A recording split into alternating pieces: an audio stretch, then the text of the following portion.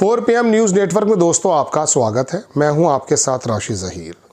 कल मैंने आपको बताया था कि सऊदी मुल्कों का एक इजलास हुआ, उसके अंदर उन्होंने कंडेम किया है सऊदी अरब उस ईरान को कि हमारे ऊपर हमला हुआ। उस स्टेटमेंट में नेतन्याहू का नाम नहीं लिया गया है, इसराइल का नाम नहीं लिया गया है, ये भी नहीं कहा कि साहब ईरान के ऊपर गैस फील्ड पर हमला हुआ, उसके जवाब में वो हुआ है।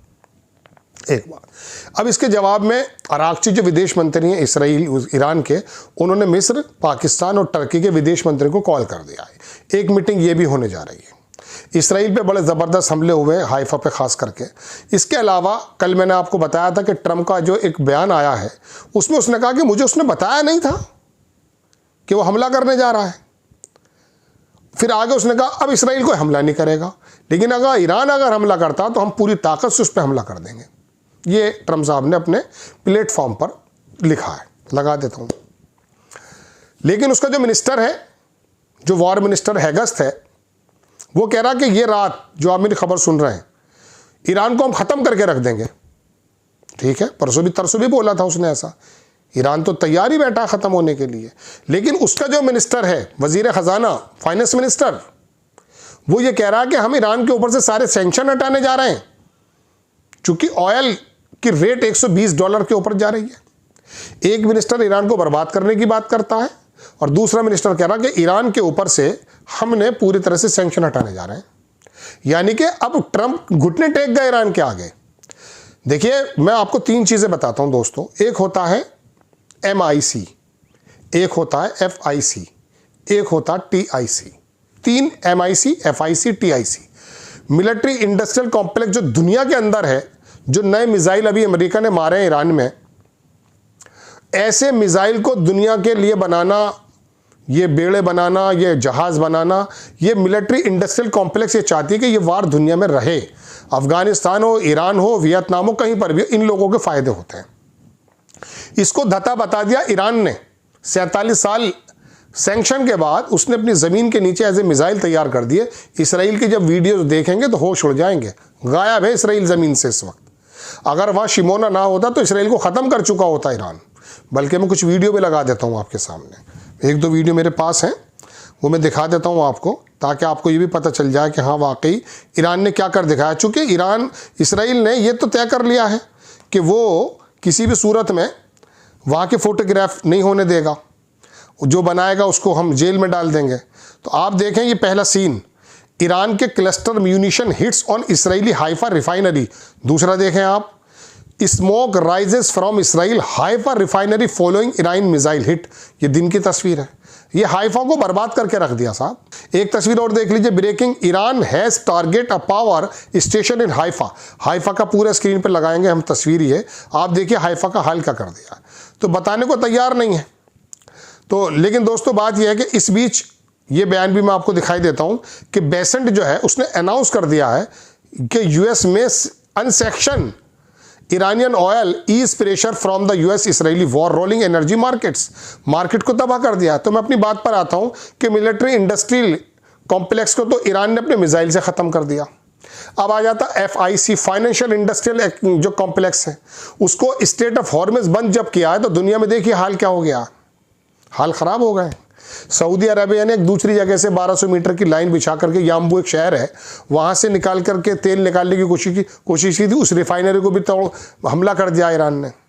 और वो निकल करके बाबल मंडप से जब जाएगा नीचे की तरफ, तो वहाँ पर इनके दूसरे पापा बैठे हैं हुतीज़, वो नहीं निकलने देंगे। तो पूरा का पूरा कंट्रोल ईरान के हाथ में स्टेट ऑफ हॉर्मुज़ पर। कह दिया उन्होंने कि अब तो यहाँ पर हम टोल लेंगे साहब आपसे, और वो टोल ले रहे हैं। अब वो तय करेंगे। तो FIC यानी कि फाइनेंशियल इंडस्ट्रियल कॉम्प्लेक्स जो दुनिया के अंदर कुछ इसराइल की कुछ फैमिली चला रही थी, उसको बर्बाद कर दिया उन लोगों ने। अब आ जाती है TIC, ये टेक्नोलॉजी, ये तमाम AI, ये तमाम चीज़ें जो हैं, तो इसके अंदर ये लोग बहुत एडवांस्ड हैं। लेकिन ईरान ने भी चीन का बैदू सिस्टम से जो इस्तेमाल किया तो पूरा बसरा बिगाड़ कर रख दिया है। सारी बेसेस ख़त्म हो गई अमेरिका की। तो बहरहाल दोस्तों ये खबरें हैं। एक खबर अब मैं आपको और दिखा देता हूँ। असल में बात यह है कि अमेरिका ने कुछ नए तरह के मिसाइल का तजर्बा किया है। वो देखें आप कौन कौन से मिसाइल्स हैं, आपकी स्क्रीन पर लगा देता हूं मैं।